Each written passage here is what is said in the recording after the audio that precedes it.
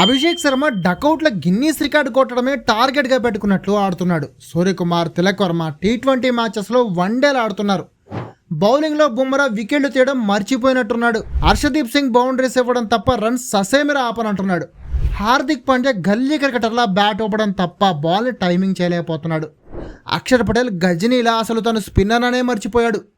మొత్తంగా మన టీం మ్యాచ్లు గెలుస్తున్నా బ్యాటింగ్ బౌలింగ్లో మాత్రం దారుణమైన వీక్నెస్లతో నానా తంటాలు పడుతుంది.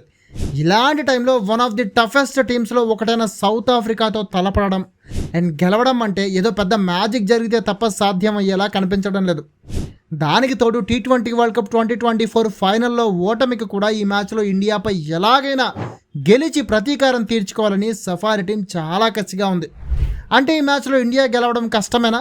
ఈ క్వశ్చన్కి ఆన్సర్ తెలుసుకునే ముందు ఇంకో ఇంట్రెస్టింగ్ పాయింట్ చెప్పాలి. అదేంటంటే టీమిండియా ఇంత వీక్గా ఉన్నా సౌత్ ఆఫ్రికా ఎంతో స్ట్రాంగ్గా కసిగా కనిపిస్తున్నా ఈ మ్యాచ్ గెలవడానికి ఇండియా దగ్గర ఒక సాలిడ్ ట్రంప్ కార్డు ఉంది. అలాగే సౌత్ ఆఫ్రికా టీం చాలా పెద్ద హిడెన్ వీక్నెస్తో బాధపడుతోంది. మరి మన దగ్గర ఉన్న ట్రంప్ కార్డ్ ఏంటి? సఫారీలో వీక్నెస్ ఏంటి? పదండి ఈ వీడియోలో చూద్దాం.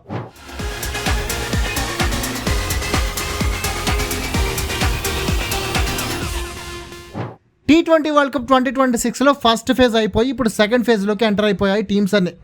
గ్రూప్ 1లో ఉన్న టీమిండియా, సౌత్ ఆఫ్రికా ఆదివారం ఫస్ట్ సూపర్ 8 ఫైట్కి రెడీ అవుతున్నాయి. 22వ తేదీ ఆదివారం అహ్మదాబాద్లో ఈ మ్యాచ్ జరగబోతోంది. అయితే ఈ మ్యాచ్లో గెలవడం టీమిండియాకి అంత ఈజీ కాదు. ఎందుకంటే మొత్తం టీం ఇప్పుడు దారుణమైన వీక్నెస్లతో బాధపడుతోంది. టీమిండియా వీక్నెసెస్: మనం బ్యాటింగ్ బౌలింగ్ రెండింట్లోనూ వీక్గానే ఉన్నాం. ముఖ్యంగా అభిషేక్ కంటిన్యూస్గా ఫెయిల్ అవుతుండడం భయపెడుతోంది. మిగిలిన బ్యాటర్లలో కూడా ఇషాన్ కిషన్, శివన్ దుబే తప్ప పెద్దగా ఫామ్లో ఉన్నట్లు ఎవ్వరూ కనిపించట్లేదు. నెక్స్ట్ బౌలింగ్లో కూడా అంతే. హర్షదీప్ పరుగులు సమర్పించుకోవడమే జీవితాశయం అన్నట్టు బౌలింగ్ చేస్తున్నాడు. బుమ్రా వికెట్లు తీయలేకపోతున్నాడు. అక్షర్ తన స్పిన్తో ఇంపాక్ట్ చూపించలేకపోతున్నాడు. ఇవి మన వీక్నెస్ పాయింట్లుగా చాలా క్లియర్గా కనిపిస్తున్నాయి.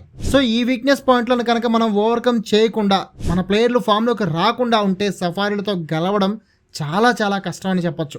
అయితే మన టీంలోనే వీక్నెస్లు ఉన్నాయా? సఫారీల టీంలో లేవా అంటే ఉన్నాయి. South Africa form and weakness. Safari టీంలో వాళ్ళ కెప్టెన్, ఓపెనర్ ఎయిడెన్ మార్క్రమ్ మన ఇషాన్ కిషన్ రేంజ్లో అదరగొడుతున్నాడు బ్యాటింగ్లో. ఆ తర్వాత క్వింటన్ డీకాక్, ట్రిస్టన్ స్టబ్స్ కూడా ఫామ్లోనే ఉన్నారు. కానీ వీళ్ళంతా కూడా స్పిన్ ఆడడానికి వణికిపోతున్నారు. దానికి తోడు కగిసో రబాడా ఫామ్లో లేకపోయినా ఎన్రిచ్ నోడ్జే, లుంగి ఎంగడీలతో వాళ్ళ పేస్ డిపార్ట్మెంట్ పర్వాలేదన్నట్లే కనిపిస్తున్నా స్పిన్ డిపార్ట్మెంట్ మాత్రం చాలా వీక్గా ఉంది. కేశవ్ మహారాజ్ ఒక్కడే అంతంత మాత్రంగా బౌలింగ్ చేస్తుంటే కార్బన్ బ్యాష్ అస్సలు ఫామ్లో ఉన్నట్లే కనిపించడం లేదు. అంటే బ్యాటర్లు స్పిన్ ఆడలేకపోతున్నారు అండ్ స్పిన్నర్లు వికెట్లు తీయలేకపోతున్నారు. ఇదే సఫారీ టీంలో ఉన్న పెద్ద వీక్నెస్. అంతేకాదు మ్యాచ్లో టఫ్ సిచ్యువేషన్ వచ్చిందంటే చాలు ప్రెషర్ని తట్టుకోలేకపోవడం సఫారీ టీంకు ఉన్న పెద్ద వీక్నెస్. ఇది ఎప్పటి నుంచో ఉంది. మరి ఈ వీక్నెస్లను యూజ్ చేసుకొని మనం గెలవడానికి మన దగ్గర ఉన్న ట్రంప్ కార్డ్ ఏంటి? Team India Trump card. సఫారీ టీంలో వాళ్ళ వీక్నెస్ స్పిన్ డిపార్ట్మెంట్ అయితే మన బలం మన స్పిన్నర్లే. అహ్మదాబాద్ లాంటి స్పిన్ ఫ్రెండ్లీ పిచ్పై వరుణ్ చక్రవర్తి మనకి మంచి ట్రంప్ కార్డ్గా మారబోతున్నాడు. ఒకవేళ కుల్దీప్ని కూడా టీంలోకి తీసుకుంటే సఫారీ టీంని డెఫినెట్గా ఉచ్చులో బిగించి కంట్రోల్ చేసేయచ్చు. అంటే అక్షర్, వరుణ్, కుల్దీప్ ముగ్గురు అటాక్కి దిగితే సఫారీ టీం అల్లాడిపోవడం ఖాయం అన్నమాట. అదే టైంలో సఫారీ వీక్ బౌలింగ్పై మన బ్యాటర్లు ఈజీగా భారీ స్కోర్ చేసేయచ్చు. బట్ టీమిండియాపై రివెంజ్ తీర్చుకోవాలనే సఫారీ టీం అంత ఈజీగా ఓటమిని ఒప్పుకోదు. అయితే హెడ్ టు హెడ్ హిస్టరీలో మాత్రం మనమే టాప్లో ఉన్నాం. Team India, South Africa head to head history. ఓవరాల్గా టీ20 హిస్టరీలో ఇండియా, సౌత్ ఆఫ్రికా 35 మ్యాచ్లు ఆడితే అందులో 13 మ్యాచ్లో సఫారీ టీం గెలిస్తే మనం 21 మ్యాచ్లో గెలిచాం. అలాగే టీ20 వరల్డ్ కప్లో కూడా 7 మ్యాచ్ల్లో ఆడితే సఫారీ టీం 2 మ్యాచ్లు గెలిస్తే మనం 5 మ్యాచ్ల్లో గెలిచాం. అందులో ఒకటి 2024 టీ20 వరల్డ్ కప్ ఫైనల్ కూడా.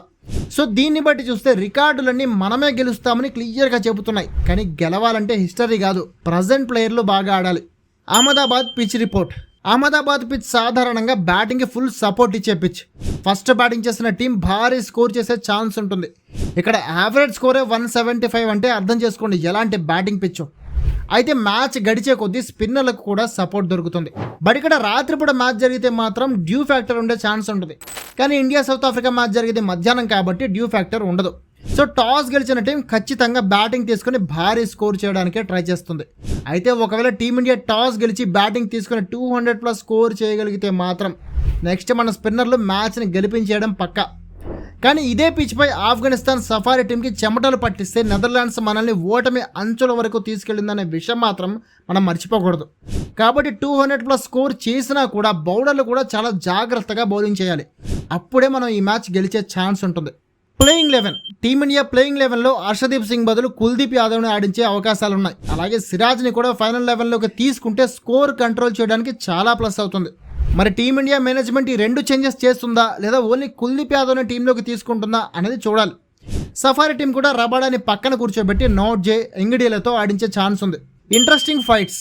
ఇక ఈ మ్యాచ్లో ఇంట్రెస్టింగ్ ఫైట్స్ విషయానికి వస్తే అభిషేక్ శర్మ, ఇషాన్ కిషన్లు, లుంగి ఎంగిడి, ఎన్రిచ్ నోట్జే మధ్య పవర్ ప్లేలో ఎలాంటి ఫైట్ ఉంటుంది అనేది చాలా ఇంట్రెస్టింగ్గా ఉంటుంది.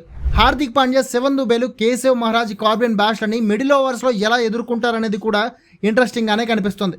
ఇక మన బౌలర్లలో వరుణ్ చక్రవర్తిని, Aiden Markram, Quinton de Kock, Tristan Stubbs ఎలా ఎదుర్కొంటారనేది చాలా ఇంట్రెస్టింగ్ ఫైట్గా కనిపిస్తుంది. సో ఏది ఏమైనా ఈ మ్యాచ్లో సౌత్ ఆఫ్రికా టఫెస్ట్ టీంలా కనిపిస్తున్నా ఇండియా గెలవడానికి మాత్రం చాలా ఛాన్సెస్ ఉన్నాయి. బట్ టీం మొత్తం యూనిటీగా పెర్ఫామ్ చేసి అందరూ ఫామ్లోకి వస్తే అప్పుడే టీమిండియా గెలిచే ఛాన్స్ ఉంటుంది. మరి చూడాలి ఏం జరుగుతుందో. మరి మీరేమంటారు?